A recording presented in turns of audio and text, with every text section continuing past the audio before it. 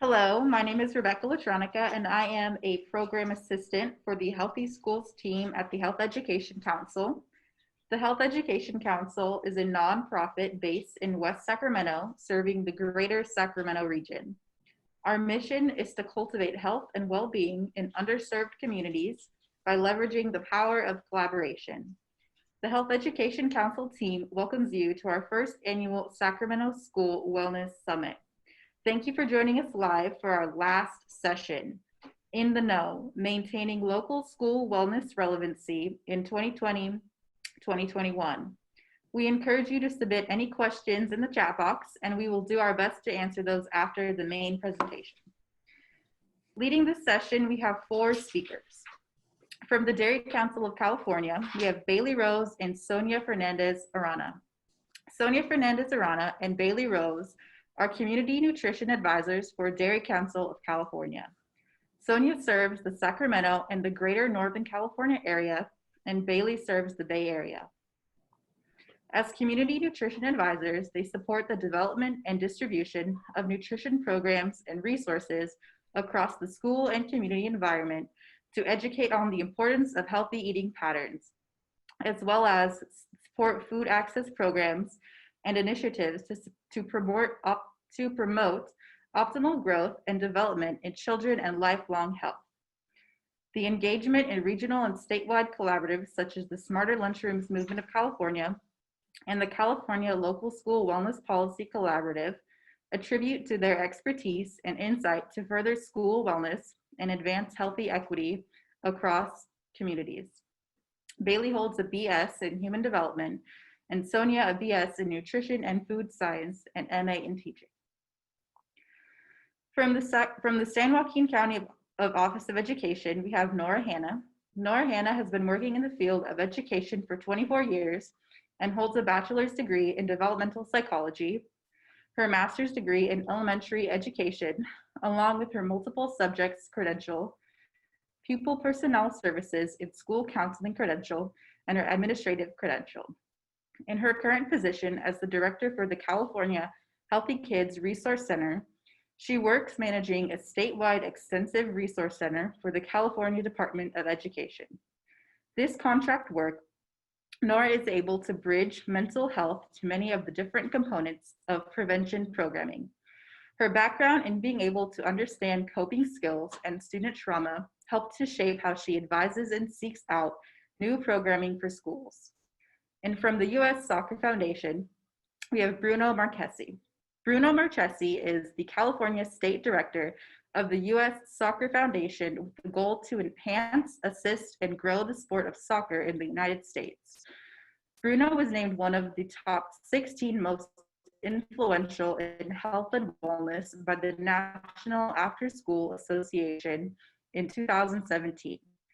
Previously, Bruno was the Chief Operating Officer of the Center for Collaborative Solutions, a nonprofit in California leading the Healthy Behaviors and My Brother's Keeper statewide initiatives.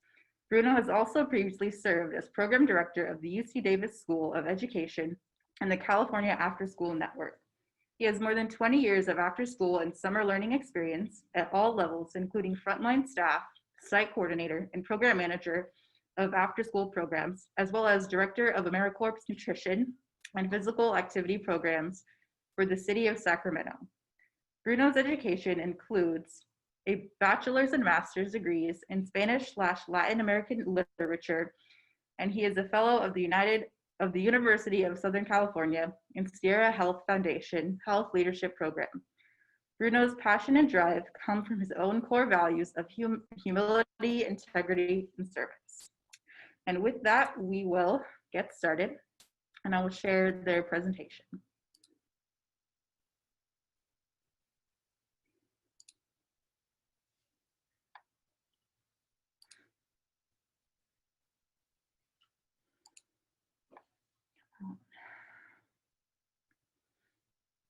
Oh my gosh.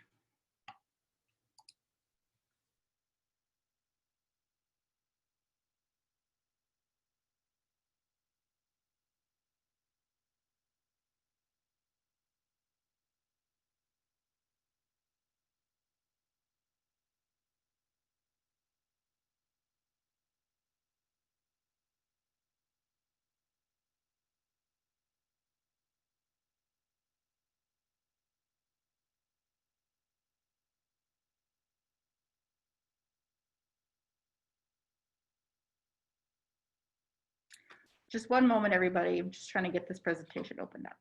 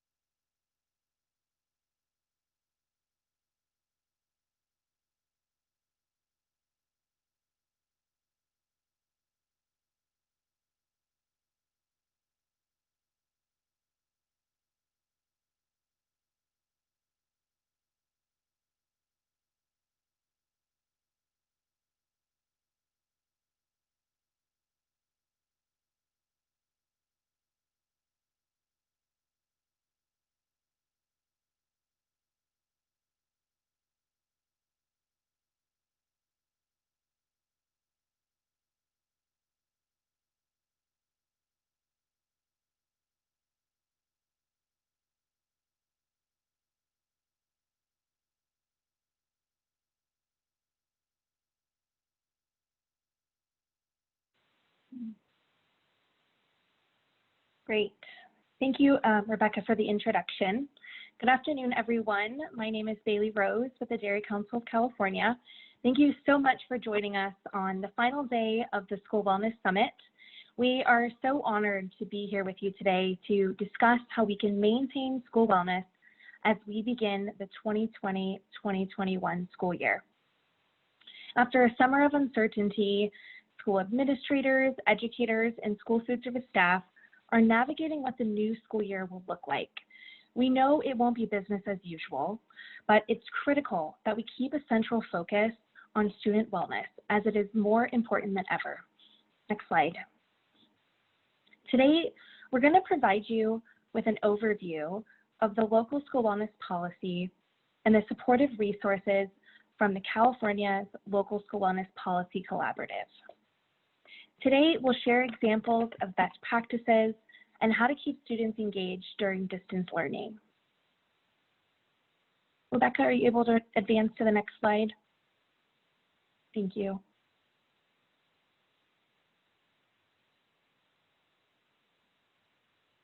We'll share research with you on the impact of COVID-19 on academic achievement and health. And our speakers, Nora, Sonia, Bruno, and I, will discuss how to elevate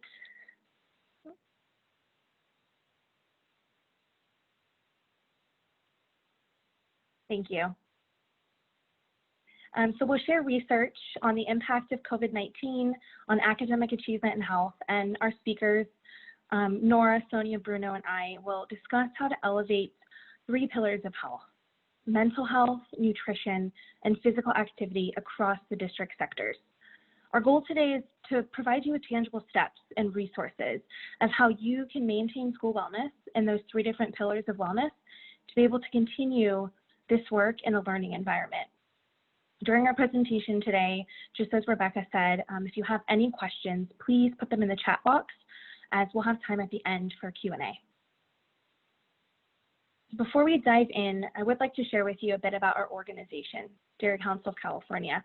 We are a nutrition education organization striving to collaborate with our partners to achieve our cause, to elevate the health of children and families in California through the pursuit of lifelong healthy eating habits.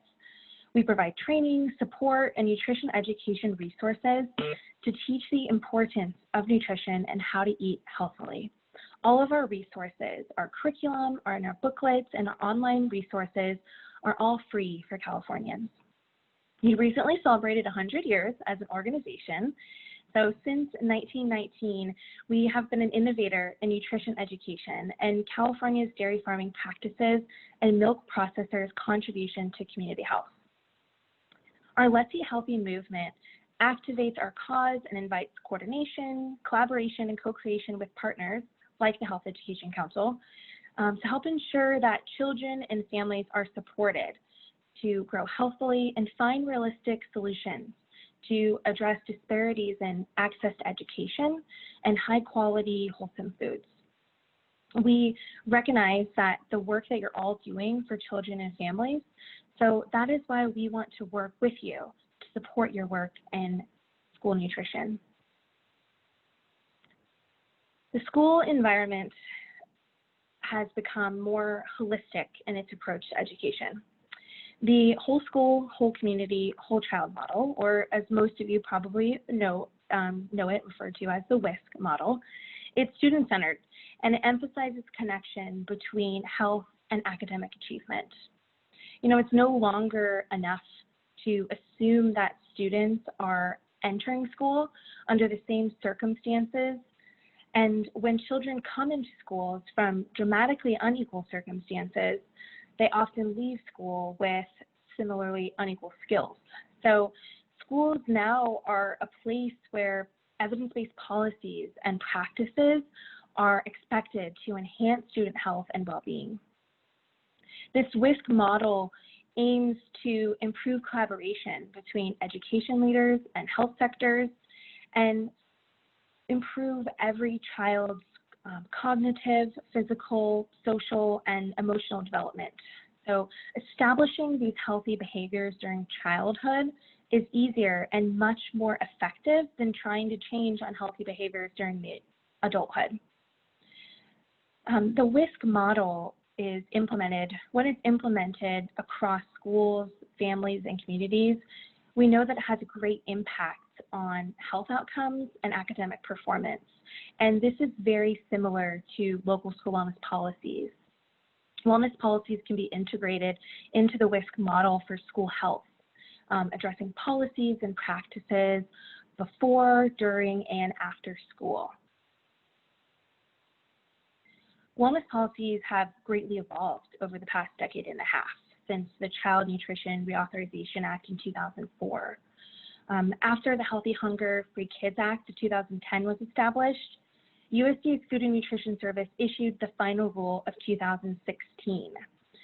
The final rule clarified the annual update and triennial assessment requirements. It asked districts to identify specific goals for nutrition promotion and education, for physical activity, and other school-based activities that promote student wellness. Districts began revising their policies during that 2016-2017 school year, and they had to meet the requirements by the end of that school year in June of 2017. And part of those guidelines require districts to conduct an assessment of their wellness policy every 3 years, which brings us to today, in 2020. Due to the impact of COVID-19, USDA actually issued a waiver allowing agencies to extend the deadline and complete their triennial assessment from June 30th, 2020 to June 30th, 2021. And CDE received 537 waivers, which is about half of all LEAs in California. So these numbers really show the magnitude and the impact that COVID-19 has caused on school districts. And, districts are facing challenges with funding, staffing, meeting health regulations. So a lot of the wellness policy work has really come to a halt. As students, teachers, and school communities are navigating distance learning, we really need to keep a focus on wellness.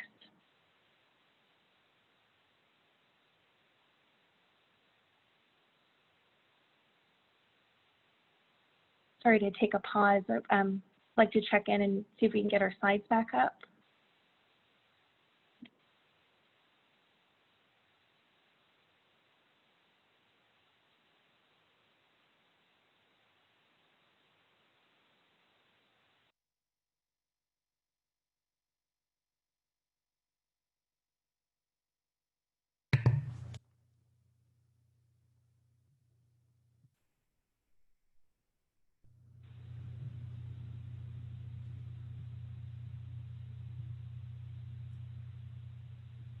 Anna, do we know if we're able to get the slides back up on Zoom?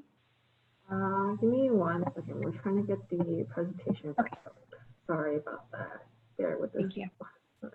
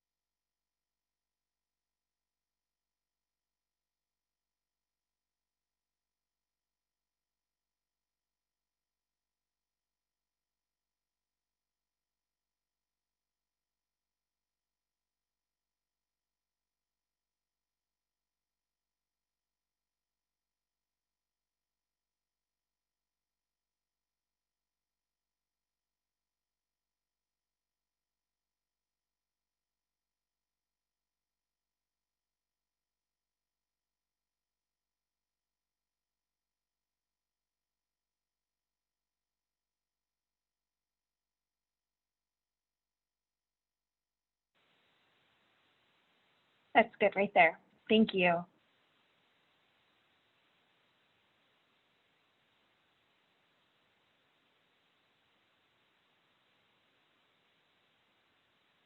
Okay, so diving back in, we wanted to highlight today a school district that really is an inspiration to all of us. San Diego Unified School District has continued to prioritize wellness during the pandemic. Kate McDevitt, the district wellness supervisor, is truly an innovator and has had great success in engaging in the virtual space. In the spring, Kate led think tanks, providing an opportunity for district employees and parents to join in on the conversation of how the district can improve health and wellness. And these think tanks helped inform the highest needs. In some ways, COVID-19 has actually supported the engagement in San Diego, because by hosting these virtual wellness council meetings on Zoom, the subcommittees are able to utilize the breakout room feature. And they've actually had more people in attendance on these meetings. The last meeting actually had 75 people in attendance. And for those of you that actively attend wellness committee meetings, you know that that is a huge number.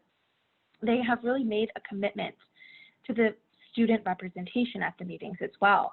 And by having these meetings virtual, it's allowed the opportunity for students to join in and participate in the conversation. Including student voice is so key when we're working with wellness committees. Students are very passionate about this work too, just like us. And in San Diego, the students have actually started a committee called SWEAR. It's Student Wellness Education and Resources Committee. They had over 100 applications from students wanting to join in on the committee and voice their recommendations on wellness needs. So San Diego's engagement during this time is truly impressive and definitely inspires me to continue this work moving forward. Next slide. I have the pleasure of knowing Kate, the wellness lead in San Diego Unified, because she's an active member with me on California's Local School Wellness Policy Collaborative. The collaborative serves as a catalyst for school communities and stakeholders to implement highly effective local school wellness policies to support student health and academic achievement. The collaborative focuses on work with partner organizations to educate and improve professional development trainings for stakeholders. Some of the lead partnerships are organizations that you're probably very familiar with, and I know some of them are actually on our call today, so it's wonderful to see you. Alliance for a Healthier Generation, California Action for Healthy Kids, CDE, CDPH, CalFresh Healthy Living UC, and US Soccer Foundation, and so many more. Bruno and I are actually members of the collaborative and happily co-chair the Communication Outreach Committee. So if you are in need of support for your wellness policy, please check out our webpage at healthyeating.org and sign up for our quarterly newsletter. We share best practices, recent research, and grant opportunities that can help support your wellness initiatives. We're so happy to be partnering with San Diego Unified this year to elevate that student voice in wellness.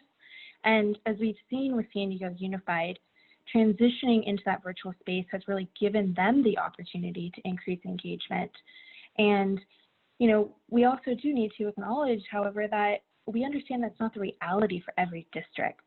School closures have caused a significant impact on the school environment and does come with a multitude of challenges. Next slide.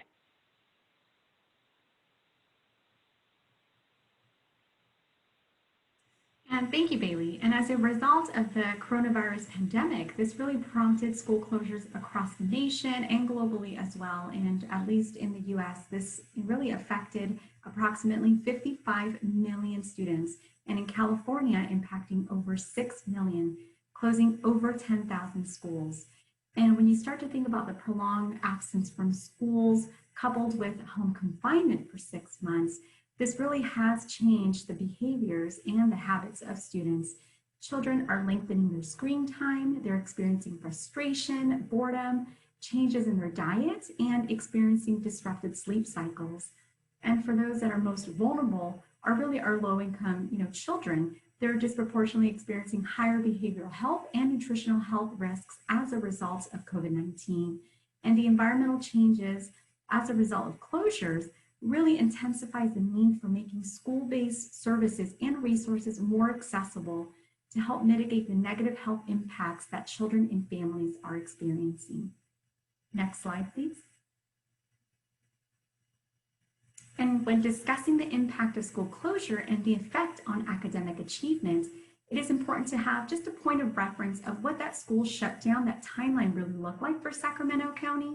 And if we, for instance, take two of our largest school districts, like Elk Grove Unified, they canceled all their classes and all student-related activities on March 7th and resumed on August 12th. And Sac City, they closed March 16th and came back September 3rd. And when you compound 6 months of being away from school and the academic loss from the transition from the school to, the home learning and summer slide, this takes a toll on retention of knowledge and achievement. And the school community needs to find effective ways to bridge the gap so our students don't fail to catch up. And younger students are much more prone to, learning loss because they're at this critical stage in their development. In general, kids in primary grades learn more because, they follow this, this curve that's really accelerated early years in life. They're basically setting, the foundation, that academic, those building blocks in the early developmental years. And decoding, letter recognition, word reading skills, these are all very susceptible to decay and loss if, that practice isn't frequent, as well as math functions and applications. And in a study produced by the Northwest Evaluation Association, researchers analyzed a sample of 5 million students in grades 3 to 8 who took the MAP growth test. And this is a tool that schools can use to assess student reading and math growth throughout the school year. And the researchers compared the typical growth of a standard length school year to projections based on students being out of school from mid-March on. To make those projections, they looked at research on the summer slide, weather and disaster-related closures, and absenteeism. And researchers predicted that on average, students will experience substantial drops in reading and math, losing roughly 3 months worth of gain in reading and 5 months worth of gain in math. And on these graphs are reported the compared academic trajectories during a typical school year for grades 3 to 8, where there was no disruption to learning that took place, into scenarios that could result from the school closure. Scenario A, it's a COVID-19 slide in which students show patterns of learning loss typical of summer throughout the extended closures. And scenario B, COVID-19 slowdown, in which students maintain the same level of academic achievement they had when schools were closed until schools reopened. And those preliminary estimates suggest that students may return in the fall with less than 50% of the typical learning gains, and in some grades, nearly a full year behind than what would be expected in this normal sort of subject conditions. And lastly, the link between mental health, nutrition, and physical activity has been shown in research to support academic learning. And these are pillars of wellness that districts should prioritize to help children sort of redirect that academic trajectory and to combat chronic stress. And we know students are experiencing this during these challenging times. And the impacts of chronic stress have been shown to change chemical and physical structures of the brain, impairing cognitive skills, attention, concentration, memory, and creativity. Next slide. And as a result of COVID, we're seeing an increased number of families facing food insecurity. And for some, this is their first time. And when we think about, the impact on a child that's experiencing hunger cannot learn and thrive and can make those academic projections even bleaker for our most vulnerable students. School food service professionals are working tirelessly to maintain food service operations and have really been essential frontline workers throughout the pandemic to provide over 3.6 million children in California across with access to nutritious school meals. A report released by the Robert Wood Johnson Foundation indicated that close to 1/3 of parents reported they had to cut back on spending on food, and 34% reported experiencing food insecurity. And these statistics are really a reminder of the significance of services and resources that districts offer, and it supports children and families where it's most needed.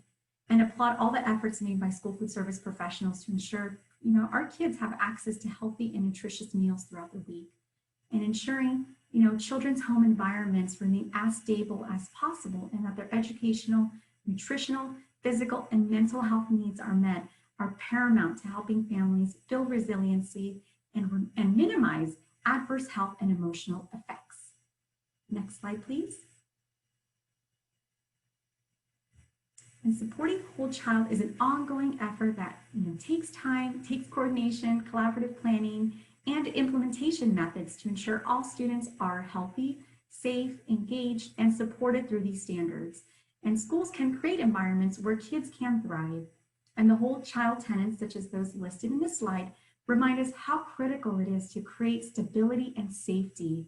A child's environment needs those components of nutrition, mental health, and PA. Because children are spending more time at home. We need to be cautious of their screen time, mindful of physical health.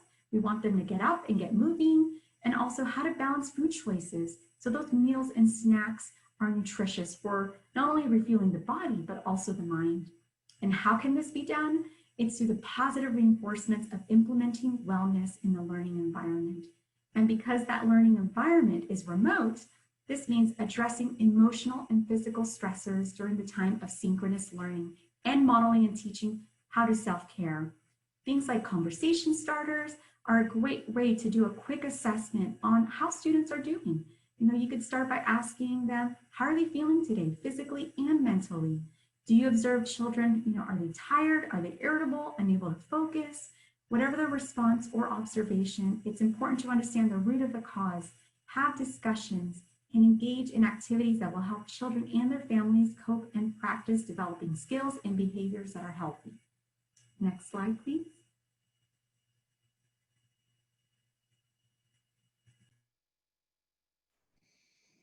As both Sonia and Bailey touched on, there is a huge connection between physical health and mental health in all that we do. It is really important that we address all types of health when talking about student wellness and student achievement. So that's why I'm going to spend a little time talking about mental health. Next slide, please. Prior to COVID, we knew that the suicide rates were very high among youth. As a matter of fact, suicide is the second leading cause of death for youth ages 10 to 24. And it's also known that for every youth who dies by suicide, there's an estimated 100 to 200 youth making suicide attempts. This has also increased during our pandemic and also with some of the inequities that have been found in this time that we are facing. So a compounded effect has happened for all, not just youth, but significantly for our youth who are struggling daily to make sure that they are safe. Next slide.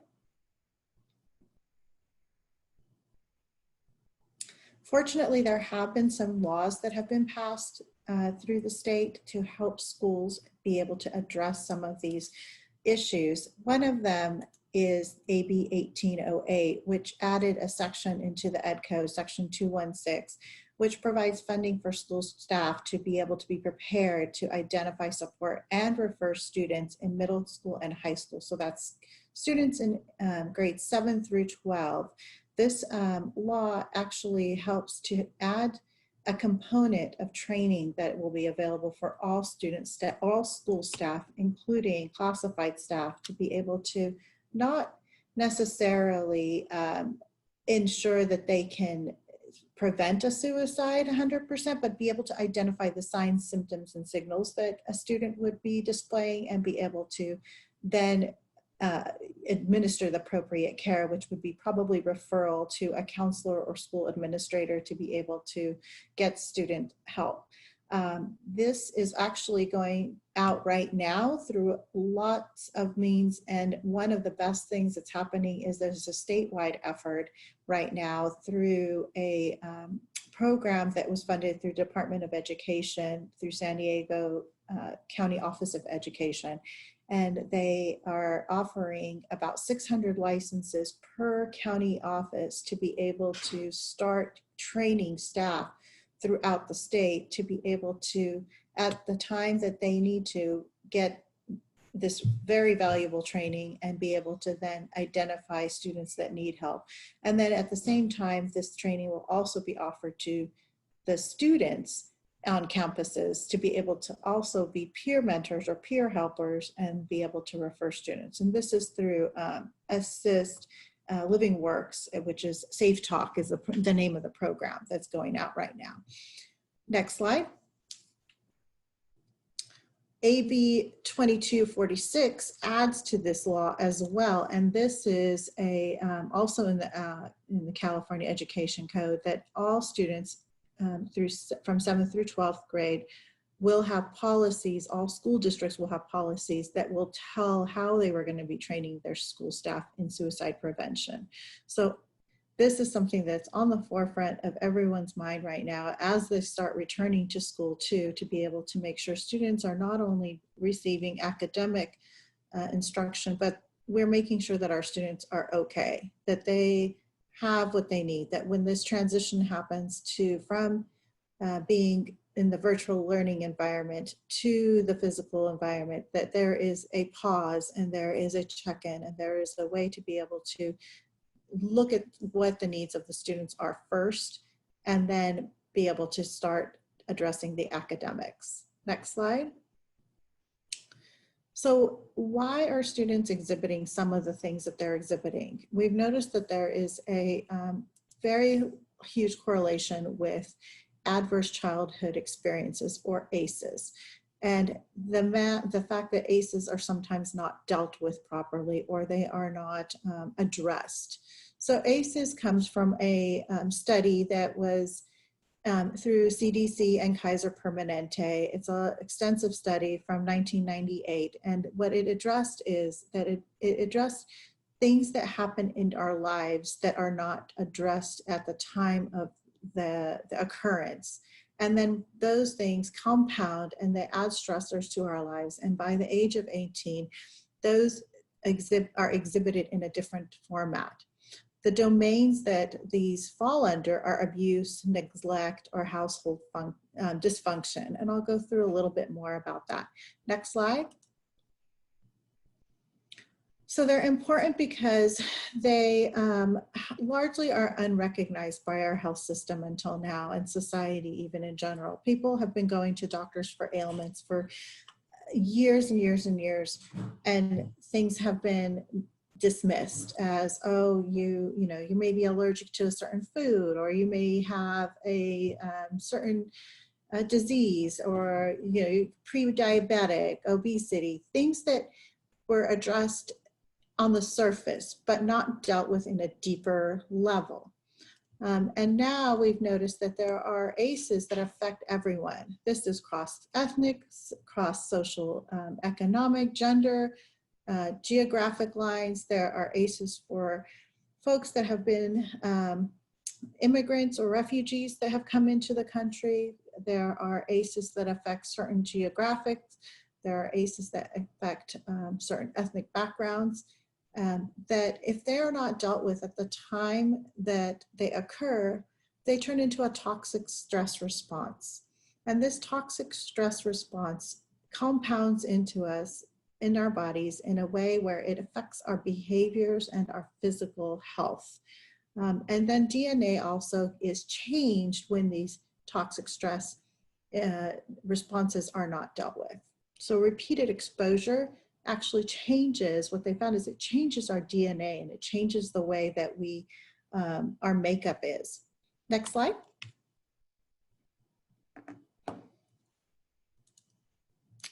So what is the association? So there's a dose and response type of association. We have ACEs, all of us do. Some of us have more ACEs than others, but it's the way that these ACEs are dealt with at the time that they happen that causes either a traumatic response or a ability to cope and be able to be resilient. Those studies have found that anyone that has more than 10 actually has a higher chance of death at a lower age than other folks that have less. And there's a way that they distinguish how many ACEs we have. And some of those are listed in this slide. So for instance, abuse, physical abuse, emotional and sexual abuse that is not dealt with, and it's repeated over time, a long time period. Neglect, physical and emotional neglect, household dysfunctions, growing up in households where there's incarceration, mental illness that is not dealt with.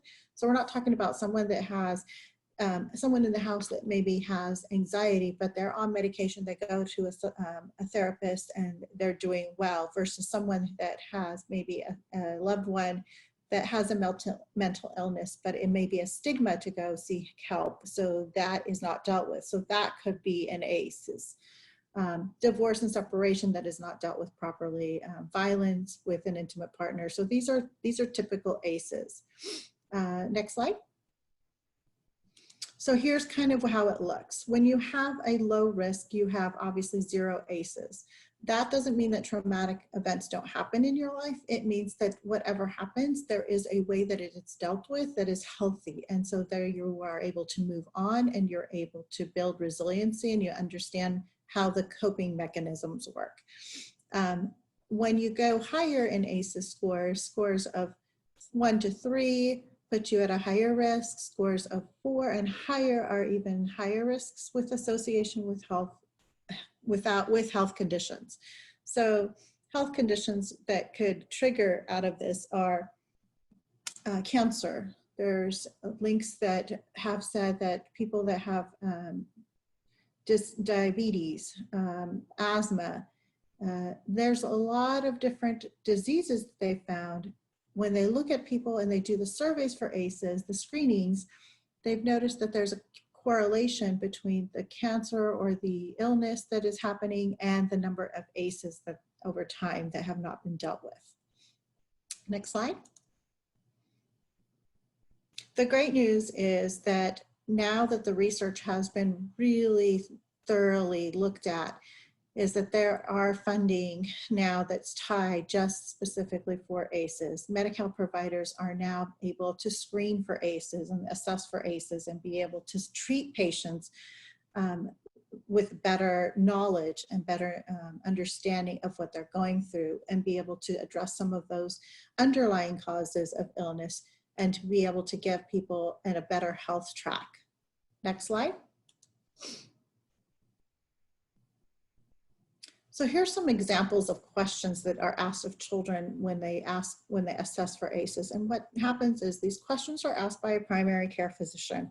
And that primary care physician then turns around and puts a number associated with each question. So, has your child ever lived with a parent or caregiver who went to jail or prison? If the answer is yes, that would be a point, 1 point. Do you think that your child ever felt supported, unloved, and or unprotected? That would be a point if there was an answer yes. And they go through the questions, and as they score them, they look and see how many questions was there a yes to. And if it's a 5 or more, then they know, out of 10 questions, then they know that this child probably has a high risk of being, of having some trauma that is not dealt with. And that kind of changes the way they look at how to take care of their patient and what kinds of things to implement. Next slide. These are the same types of questions that are asked of an adult, but then they ask of the adult from the past experience and also present experience. So did a child or adult in your home ever swear at you, insult you, or put you down? So this is looking into an adult's past. Do you feel that no one in your family loved or thought of you when you were special? This is another past question. It could also be in the present, but then this also gives the same type of experience for adults. They look at how you respond prior to age 18, and then if it's going on at this time as well. 10 questions gives them a lot of knowledge on what it is to be able to screen for and how to deal with health issues that are occurring in the person's lives currently. Next slide. So the benefits, obviously there's a lot of benefits to be able to deal with the ACEs, and that one of the biggest ones is being able to provide the targeted evidence-based intervention that's needed, whether that is in a medical setting or even in a school setting. We have so many students that need extra support, and so many students that need just a little bit more time being able to do the work that they need to do. What a perfect way to be able to provide that, knowing that this child is experiencing trauma or some kind of other things are going on in their life, and be able to provide those extra supports for them. Also being able to support a family better, understanding what they're going through and how they're going to be able to deal with the things that are happening in their lives.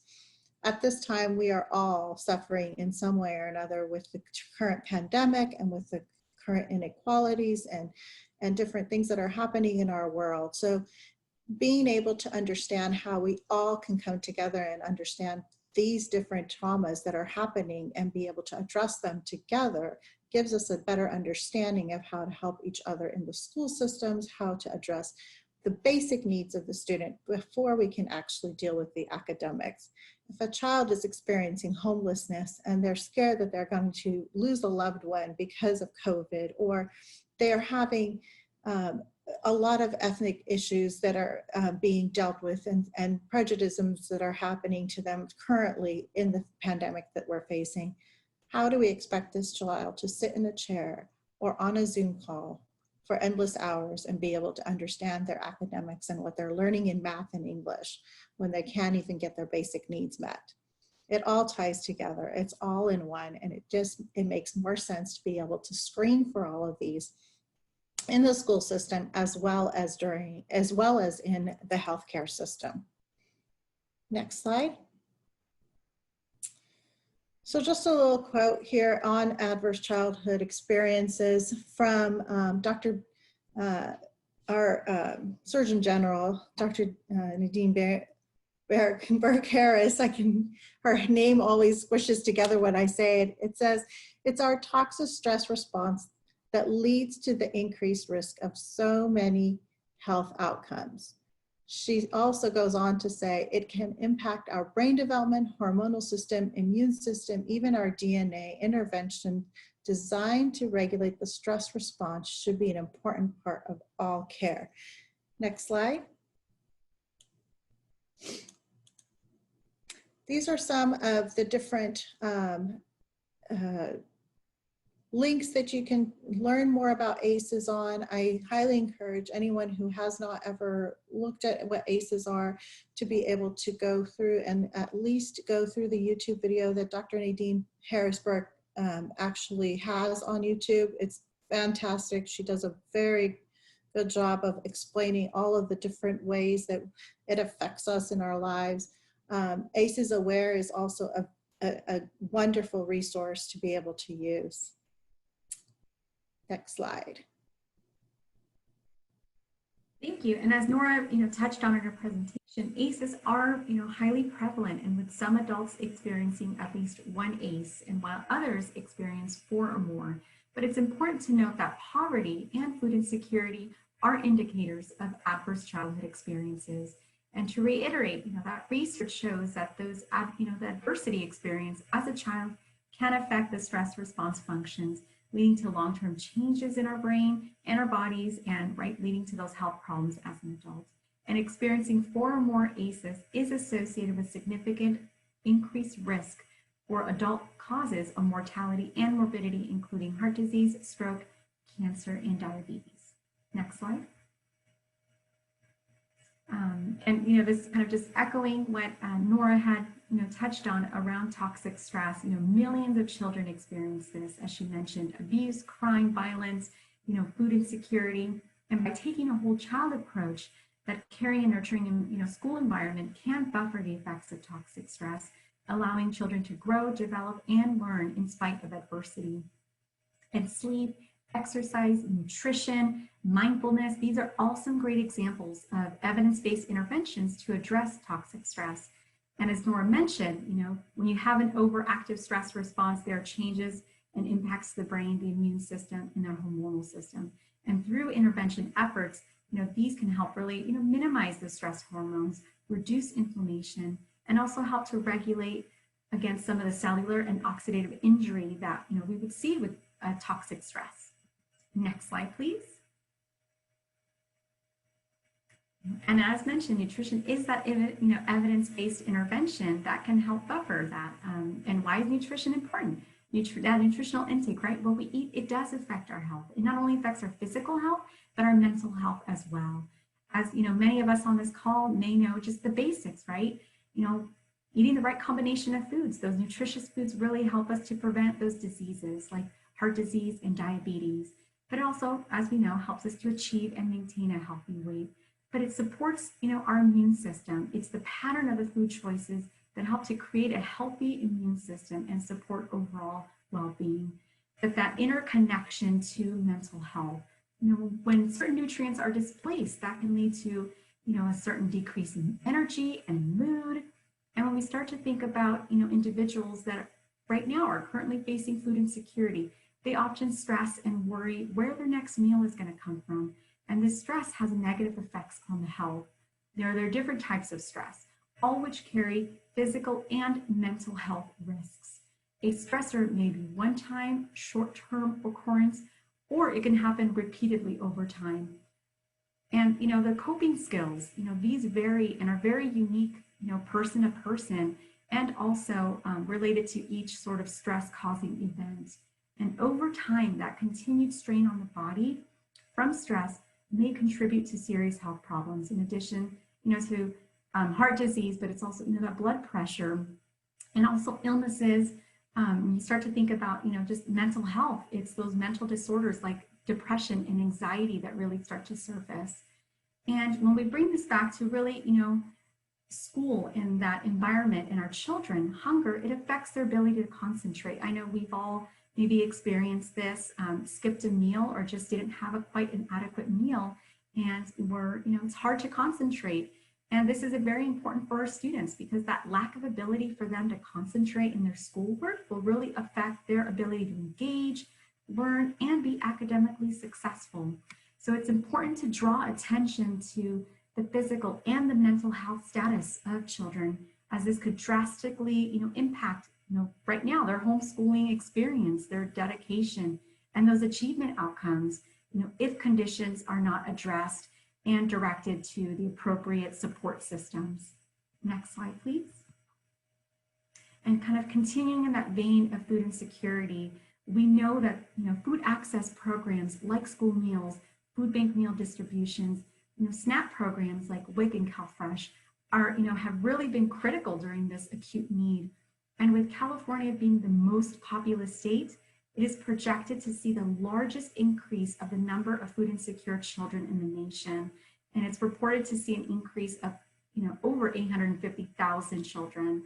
That's significant. I mean, it's important just to kind of take a step back and really digest that statistic. And as we shared in the previous slide, food insecurity, can lead to those health risks and those complications. And we talked about that through the connection of nutrition and how that affects, right, our, physical and mental well-being. But for school children, this presents examples in poor school attendance and performance. Next slide, please. Earlier, we discussed about how nutrition is the foundation and building blocks for supporting proper growth and development in children. And although nutrients are necessary for optimal development and brain growth, there are key nutrients, such as those that are highlighted, that are necessary to support neural development, particularly during early childhood. School-age kids, we know, need a variety of nutrient-rich foods to meet that growing need. While it's not surprising to us that most kids fall short on their fruit and vegetable intake, they're also failing to meet whole grain and dairy recommendations. And despite these nutrient shortfalls from underconsumed food groups, nearly 1/3 of children and adolescents are either overweight or obese. And this prevalence requires attention and intervention strategies. Nutrition education and access to nutritious foods is integral to addressing health equity and supporting the whole child. And school meals, they're a great way to model and show kids what makes up a healthy, balanced meal. And the benefits of school meals reach beyond nutritional intake. Studies have demonstrated that proper nourishment improves a student's performance at school, right? Their behavior, that cognitive development, and we're really seeing this through, improved grades, test scores, reducing the absenteeism, as well as improving those cognitive functions. Next slide.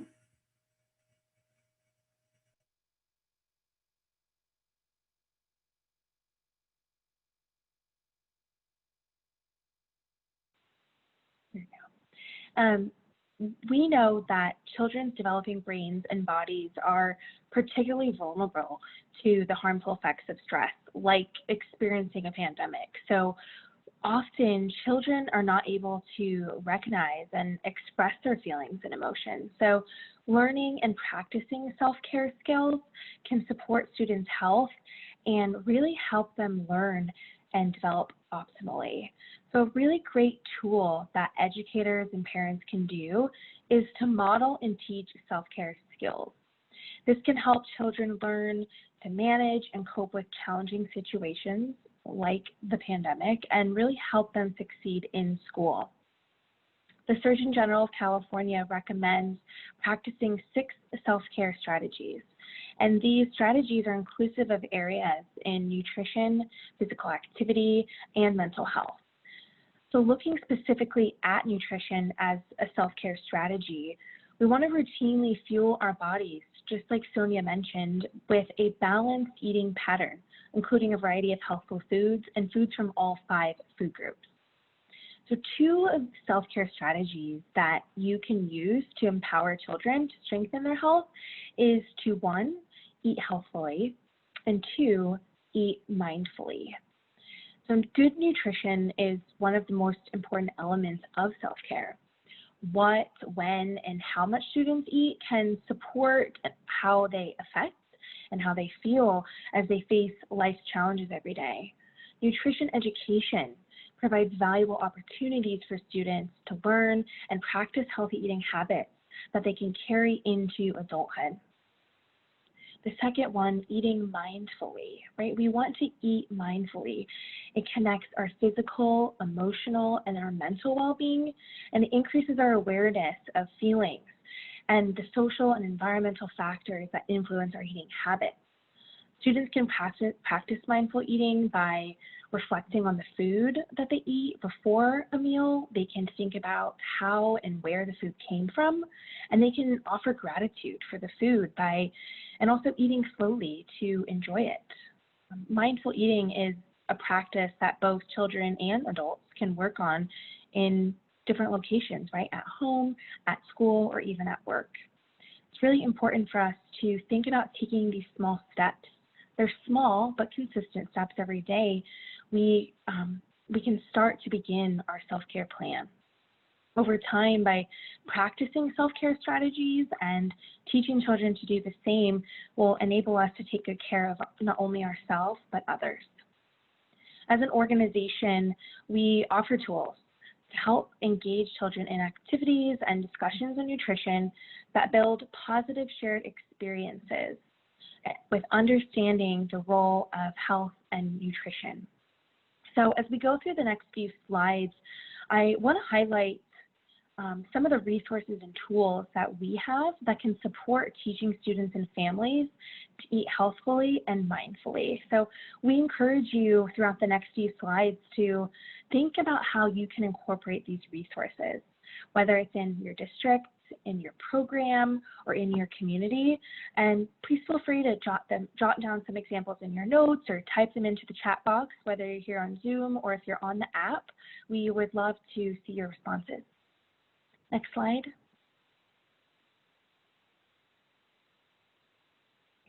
Nutrition education is not just a one-time event or activity. Our goal is that through a multitude of delivery pathways, we can empower students and families to take ownership of their health and recognize the power that knowledge and nutrition information has on the effects of food choices. We have a variety of resources to support school food service, teachers, health professionals, and community partners. All of our resources align to the Dietary Guidelines for Americans, My Plate, and they are 5 food group focused.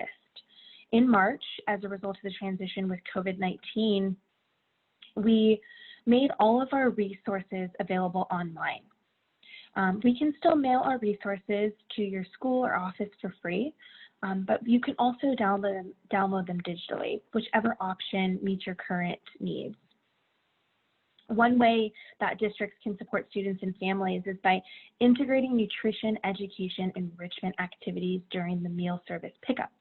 So our nutrition builders, as shown on the left of the slide, there are one-page activities that build on nutrition knowledge and reinforce healthy eating patterns. Our builder topics include My Plate and breakfast, and available very soon, we're releasing additional topics on beverages, snacks, and farm to you. This would be a really great series to distribute throughout the school year to continue that nutrition education through the entire year. In the middle, you'll see our wellness prescription pads. These prescription style tear pads are available for teens and families and provide a fun and engaging way to prescribe healthy behaviors like increasing daily vegetable consumption or drinking more water. And on the right, you'll see our community education booklets. Our most popular on the top right is our Healthy Eating for Busy Families. This is a really great resource to distribute to families to encourage them to consume foods from all 5 food groups and continue to make those small steps that we talked about toward the healthier lifestyle.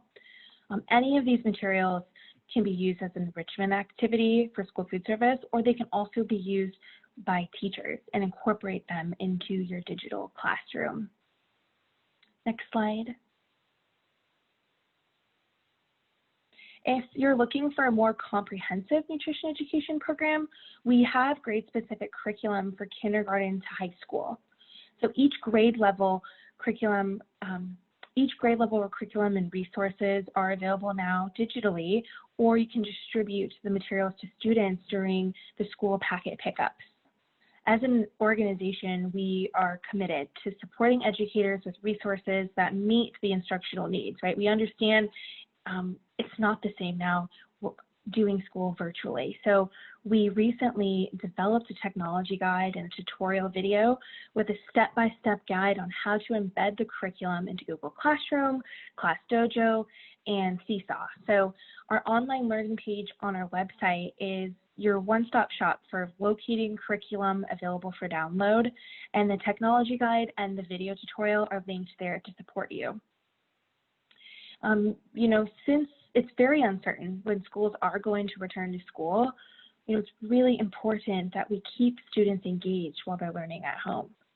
So through a variety of resources, like ones on our website, we have games, we have activities like a My Plate match game and Kahoot, and plus we have virtual farm tours to deepen that nutritional learning. All of those resources are located on our online learning page. Next slide. So beyond our curriculum, our nutrition builders, and our booklets, we have additional resources to meet your needs. In December, we launched a YouTube series called Ask a Nutritionist, and the videos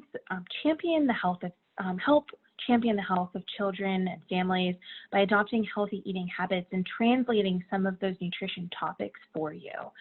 Some of the topics include, what are healthy snacks for kids, how to use shelf-stable foods, are canned and frozen fruits and vegetables nutritious, or can I freeze milk?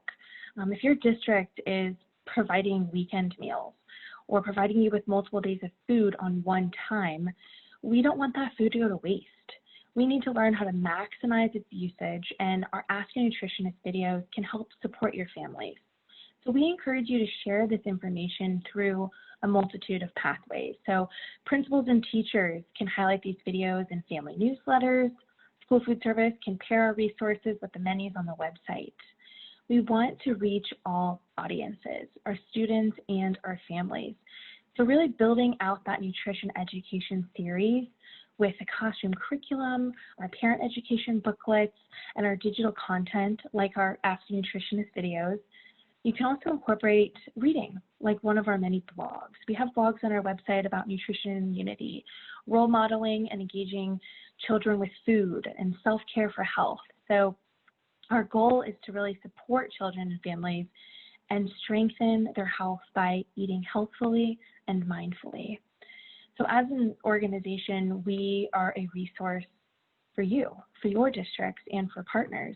We are committed to helping you by sharing tools and information. When we learn about unique opportunities, like USDA's Farmers to Families Food Box program, we happily share that information with our partners. In early August, we even held a live webinar to inform districts of an opportunity to elevate the feeding program. Next slide. So let's think back to that question that I asked just a few minutes ago. What can you do at the school level, at the district level, or maybe through collaboration with partners to encourage healthy eating habits? Whether your method of delivery is using enrichment activities at the meal service sites or digitally embedding curriculum into your digital classroom, or maybe it's through developing a family education series of videos and blogs, we challenge you to take that step and continue wellness, continue engaging with your students and with your family, and we are happy to support you along the way. As we've been discussing how nutrition plays a critical role in self-care, we need to now transition to think about that intersection between healthy eating and physical activity and how movement plays a key role in contributing to student wellness. Next slide. Great, and that will be me, and I'm being told that I have about 6 minutes left, so I'm gonna go really, really fast, and I'm not gonna focus too much on the slides, but please know that the Health Education Council will be sending you the slides to you along with all the presentations. So next slide, please. I'm from the U.S. Soccer Foundation, and I'm really, really excited to be here. Just please know that our mission is to enhance, assist, and grow the sport of soccer in the United States with a special emphasis on underserved communities. And I want to just get us started with a story of taking us back to late 2019. Before COVID-19, it was already difficult to keep young people engaged and active. We're fighting, lack of safe places to play. We're dealing with screen time and technology use by young people. The sports and the pay-to-play models that are out there, have a high cost to participate in organized sports. So all of these things, next slide, please, have brought a lot of instability before COVID. And then COVID-19 comes in early 2020, and all of a sudden the structures and stability that young people had along with their families seemed to be shattered or at least affected greatly. And so I want to just focus on a conversation that Dr. Stacy Alt on the first session a couple of weeks ago in this conference talked about, is the idea when we're dealing with adverse childhood experiences or ACEs, which we've been talking about throughout the session, is the idea of fight, flight, freeze, or fawn, and what all of us, how we are coping with all of these things that are happening. Next slide, please. And so as we're dealing with this, what we're seeing is,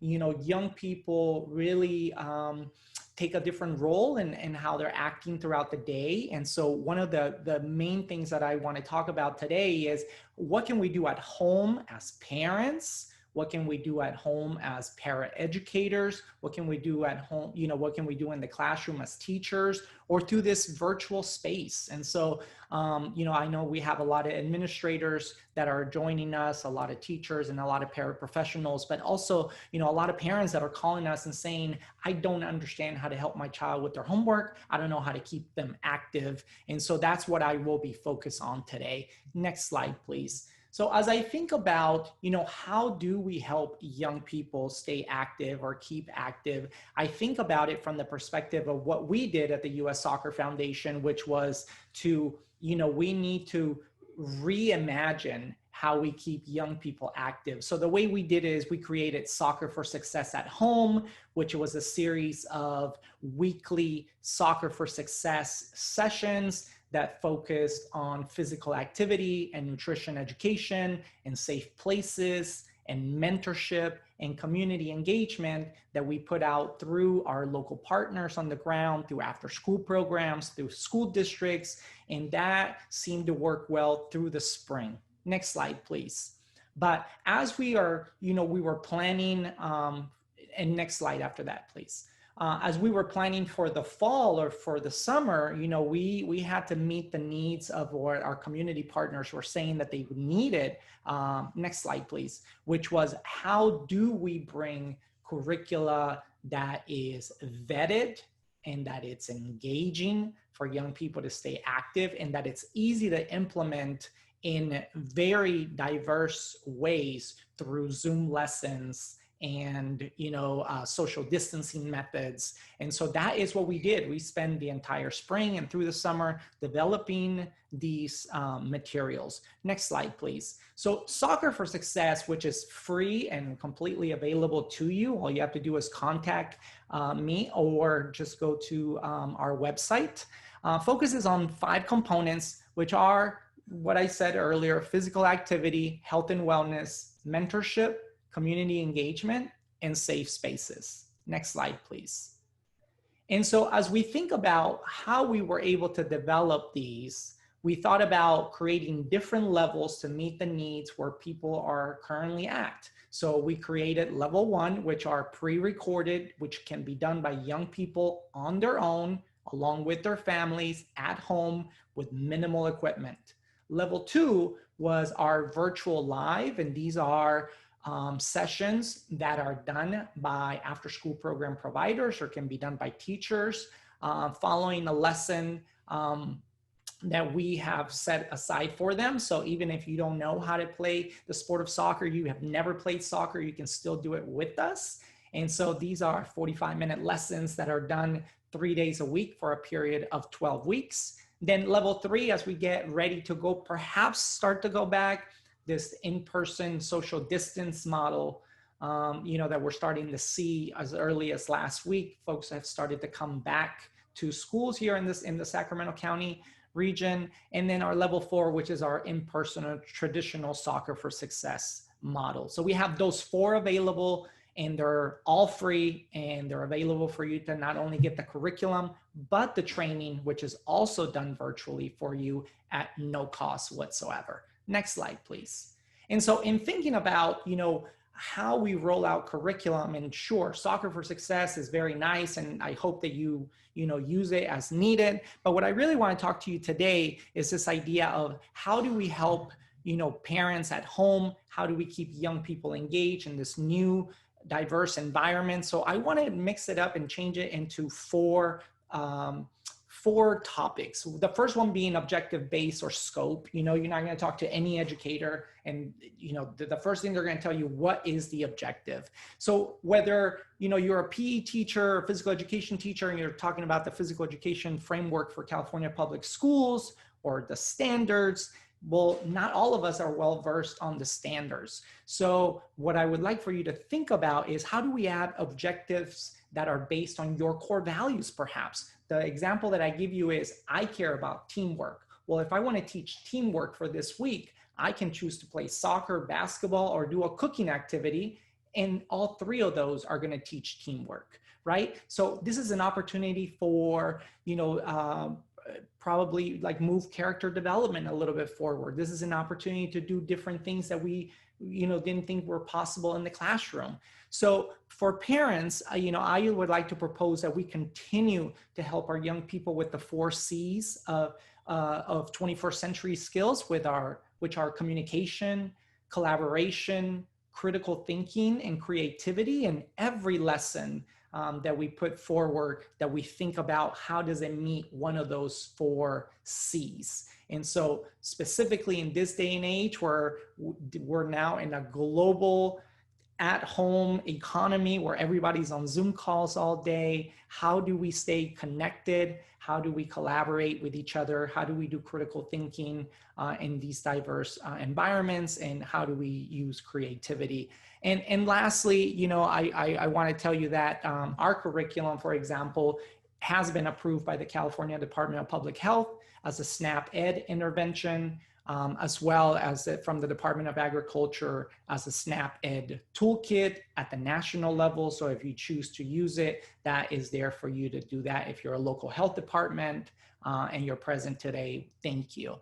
The next slide, please. I want to talk about a little bit about sequence. And sequence is very important, particularly in physical activity or in sports, because I always go back to what is age appropriate? And is it building on something else, right? Is it building on a different skill?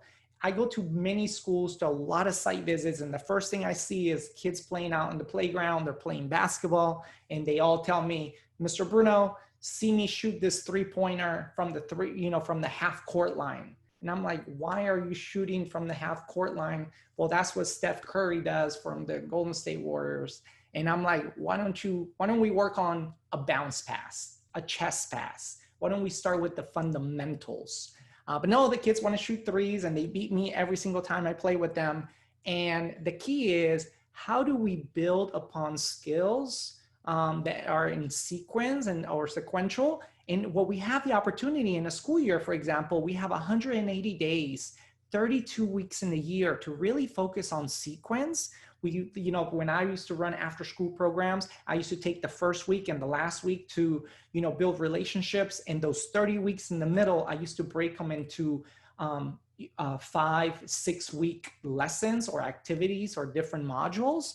And that is one good way to think about it. For Soccer for Success, for example, we break it into 12-week seasons, which we do twice a year. And our seasons are broken down into 3 days a week, which are 2 of them are practice days and 1 of them is a game day. So what we're talking about is, how do we get young people 60 minutes of physical activity that is productive, that is engaging, and that is actually moderate to vigorous physical activity, not just I went out there for 60 minutes, but I actually was moderately and vigorously active for 60 minutes. Next slide, please. When we talk about engagement, this is one that's near and dear to my heart. And the way that I want to propose that we talk about it today is that we think about what we use at the U.S. Soccer Foundation, this idea of rest. And the idea of rest is we start with rules. And how do we manipulate the rules to make the game or activity more challenging or easier for our participants? So for example, adding a rule that you have to touch 2 cones instead of 1, or using your non-dominant foot for this particular cadence makes the activity a little bit harder or easier for our participants. So that would be an example of rules. Then when we talk about equipment, is how do we add or take away equipment such as cones, or, right now I'm playing a lot of soccer at home, so I'm using backpacks and shoes, and I'm like dribbling around my lamp, which my wife really doesn't like. But that is what I'm using for equipment at the moment, because that is what I have. And so right now we're spending a lot of time teaching kids how to create soccer balls out of plastic bags or socks or shorts, and making do with what we have to stay physically active where we're at. And for time, which is the end of rest, would be, how do we create spaces, especially when kids are not being active with other young people at this moment, or perhaps at home by themselves or with siblings. But how do they beat the clock? How do they do personal best races? How do they can they beat the coach? Can they go against a clock, or can they do an activity for the duration of a song that they like, and they will know exactly when it's going to be over. So that's how we can use rules, equipment, space, and time to make sure that we're keeping young people engaged through the process. And then the last one, next slide, please, I want to tell you about is relevancy, and more important now than ever. Relevancy is key. How do we connect with young people with vetted content from trusted sources? And for me, that is the key here. How do we use vetted content from trusted sources and meet them where they're at? So if you're not well versed in TikTok right now, you need to get on TikTok so that we can talk to our young people where they're at. If you're not sharing a QR code with parents as they're picking up their meal at the parking lot, you need to be speaking their language. The days of what is easy for me to put out content are over. Is what is the language that my community is speaking, and how do I meet them there? So when I talk about relevancy, more important than ever, is the space appropriate? What do we do if they don't have equipment? How do we create equipment? How do we get them the materials that they need? How do we speak in terms through Zoom as we're all learning how to navigate through Zoom and get ourselves off of mute? How do we basically, as we are learning, we're also learning with the young people and being vulnerable in that and telling them, I'm learning with you. And that's okay. Next slide, please. And so as I think about, these four, I want to share the resources that I brought for you today. They're all free. If you just want to pass out the weekly Soccer for Success at home, you can do that. It's on our website now. You can just download the flyers. They're available in English and in Spanish for those 5 components for 12 weeks. If you want to do any of the 4 levels of Soccer for Success, pre-recorded, virtual live, in-person, social distance, or in person, you can just go to our website there or just call me directly and we can make that happen. So I will end it there for now. Thank you. Thank you, Bruno. And as we have seen through the variety of resources shared from today's, panelists, through this, collaborative approach, we can really strengthen health and academic achievement. And incorporation of social emotional learning into the school day can lead to an improved, those healthier behaviors that are inclusive of, mindfulness, healthy eating, and physical movement. And this worksheet from Castle is a great, tool to, help foster dialogue around the areas of wellness that we presented in today's presentation. And we hope through the various information, research, and resources that were shared, you will leave today feeling empowered and inspired to continue advancing your work in, in school wellness. Next slide. We just want to say thank you. Thank you everyone that joined us this afternoon. And we do have time for a few, questions and answers. Additionally, all of our contact information from our panelists are on this slide, as well as our organization. And we encourage you, after this, to take the time to provide your feedback on today's presentation through a short survey, and we'll provide that link in the chat box for you. I will let Rebecca kind of just take it away and moderate any questions maybe that came through the chat box, or if we want to open up the lines. Thank you so much. We want to really give a big thank you to Sonia, Nora, Bailey, and Bruno for taking the time to be here, and thank you for bearing with us through all these technical difficulties. Wouldn't be a virtual summit without them, so thank you everybody for being very patient. We still will save some time for questions, and we have had a few come in. So let's see, I believe this one is directed to Bruno, but if there is more to add to that, feel free to chime in. April is asking, do you have a Google Classroom course code for parents to access the curriculum, or can a parent request a hard copy of the grade-specific curriculum? Yeah, most definitely. Thank you for the question. So our Soccer for Success at Home is available now on the website, and parents can directly access the links to the flyer. They can print them out themselves. A school district can print them out, but more importantly, they can access the soccer physical activity portion of it through YouTube. And those links are at US Soccer Foundation /Soccer for Success at Home. And so they're there for parents and young people to access them directly. Great, thank you. And she is also wondering about the nutrition curriculum as well. Yeah, so definitely they can give me a call offline and I can explain all that. We have a resource hub that once you have access to it, you can access all of our materials and curricula and go more in depth with that work.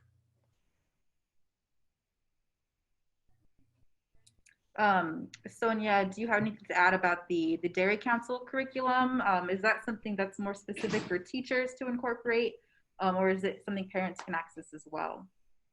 There's certainly components of the curriculum in the sense of the content that are available online through educational videos, literature that is accessible. However, if there are any community partners on the call, that's a resource that's available to them if they do provide any community or school-based education around nutrition. It's a resource that's available to them. But if there are very specific needs of what that nutrition content and that resource is specifically, you're welcome to contact myself or Bailey, and we can better understand what those needs are and be able to provide those resources. Great, thank you so much. We have a question from Tom.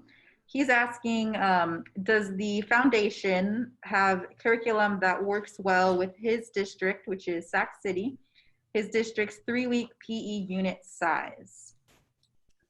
And the answer is yes. Right now, we're working with Sac City Unified through the after school program, through the Sac Chinese Community Service Center's after school program at multiple locations. And right now, we're in the process of developing an in-school curricula specifically for physical education teachers to implement. And so right now we are in the final stages of that. We're going to have some pilot testing in the spring, and it should be ready to go by next school year for the for general school districts such as Sac City.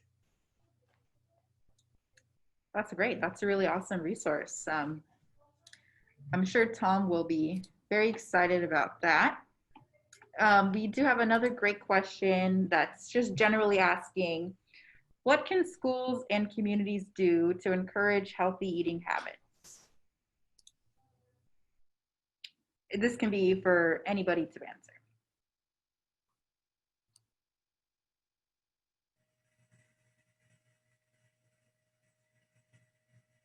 It's certainly accessing the resources, right, that provide, the research, the consensus science, those, consistent messaging. So resources from, myself, Bruno, and Nora. There's a plethora of places to go to where, you can access that. It's a matter of, finding partners that have the shared values and those, shared goals. We would love to partner with you and, find what those, intervention and what those pathways are. But it's a matter of, accessing different points, ensuring that, students have access to resources from nutrition services, possibly even coordinating with nutrition services to see if meal pickups can be coordinated with, food service distributions, encouraging families to do, home cooking and having conversations around, the foods that they're eating and how they're feeling. So there's a multitude of, of strategies that can be done to really support healthy eating in the school environment, because we know those behaviors and those skills need to be practiced and reinforced in the home environment. But partners, on the call today, we would love to work with you and be able to kind of walk through what that exactly can look like. And Nora and Bruno, please, Bailey, feel free to add on to that.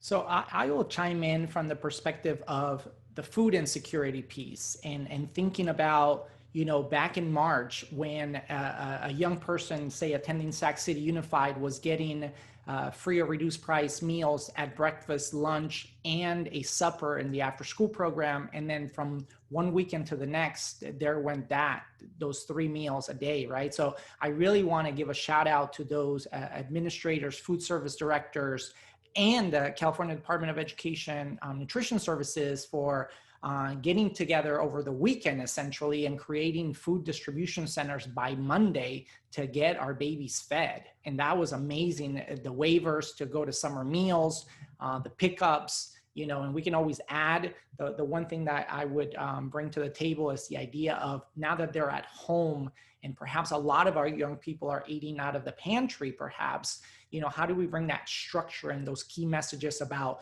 reading food labels and, being conscious of what we put in our bodies when there isn't as many healthier options available as perhaps as what they had when they were in school.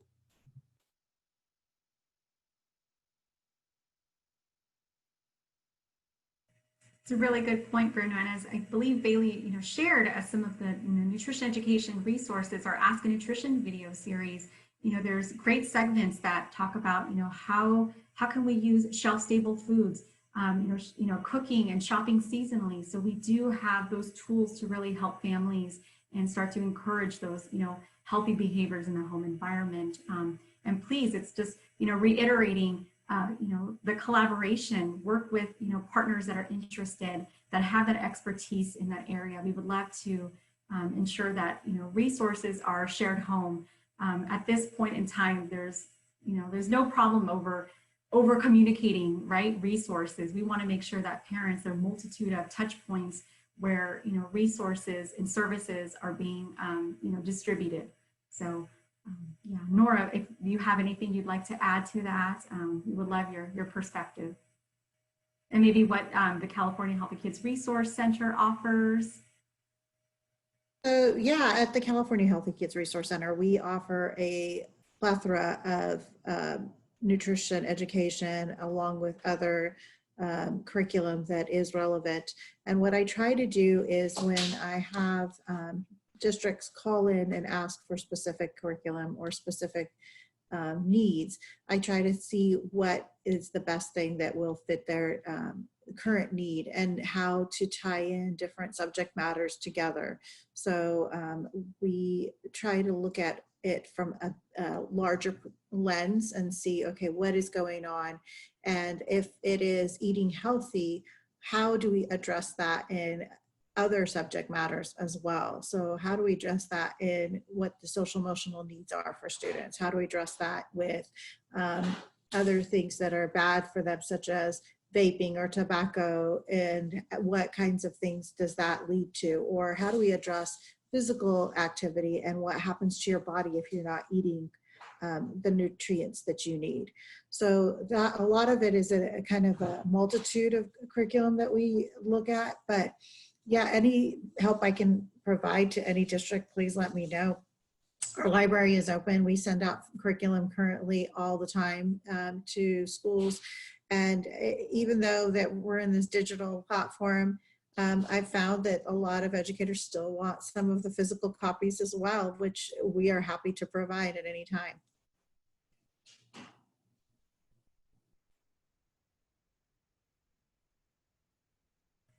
That's a really great question. Yes, and definitely a multitude of answers. Well, great. We are still doing well on time. If there's any last minute questions, get them in the chat. But if not, I would just like to ask, oops, sorry, I forgot to turn my video on.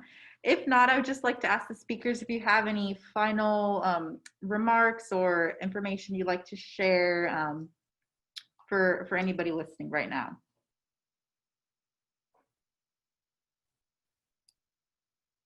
You know, continue to have dialogue and conversation around this. So I think the worksheet that I had shared from Castle is a great way because it's, you know, it kind of really weaves in mental health, you know, physical activity, nutrition, all these other, you know, pillars of wellness that are really essential to ensure our kids are, you know, they can thrive in this sort of crazy environment. So I would say, you know, please look at that and start to have conversations with your administrators, you know, pulling community partners, parents, you know, have that student voice. You know, we're definitely interested in continue to, you know, advance your work in, you know, in wellness committees and kind of start to really see that policy really, you know, really flourish in this digital era. So use that as a kind of a starting point if you're not sure exactly where to go.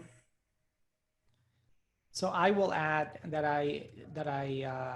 just a call to action to continue to lead with love and empathy first, and let's stay intentional and consistent in our work, in our networks, and how we help our communities that are in need at this moment, which could include us, and some of us may be needing that same help. So reach out and touch someone.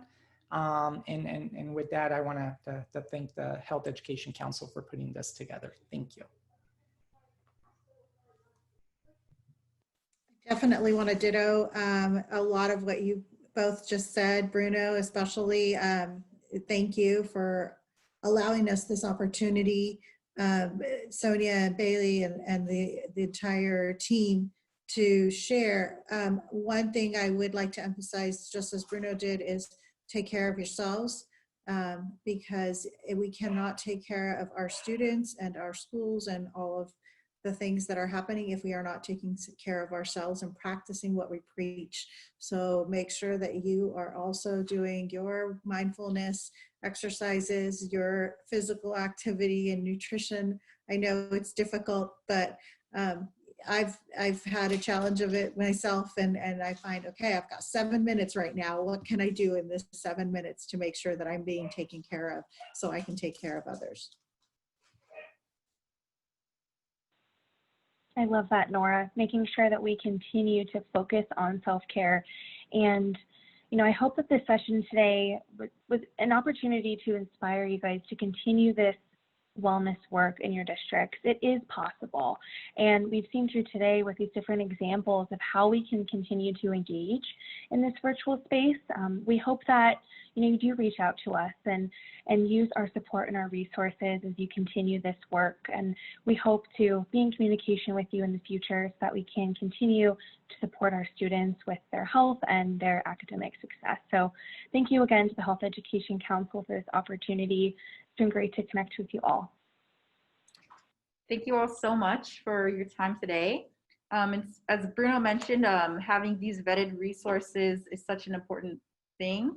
So we do have all of the resources provided from the speakers, from our summit, from all the sessions.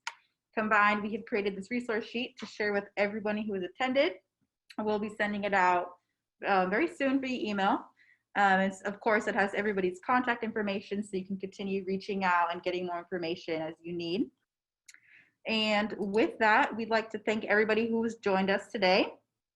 We want to let you know that summit attendees can still create new discussion boards and contribute to existing discussion boards on a variety of topics on Whova. We have created different boards with the topics related to school wellness, and you can still set meetups throughout the week.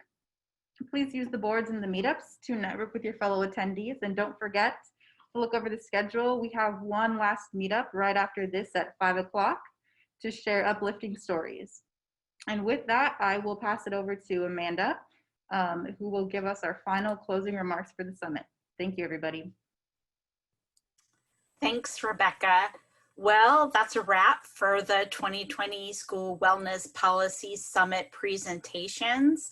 Thank you all for attending. As Rebecca said, I'm Amanda Bloom. I'm the Director of Programs and Impact at the Health Education Council, which has been the proud host of this summit. As you know, the theme of this year's summit has been striving for wellness in uncertain times.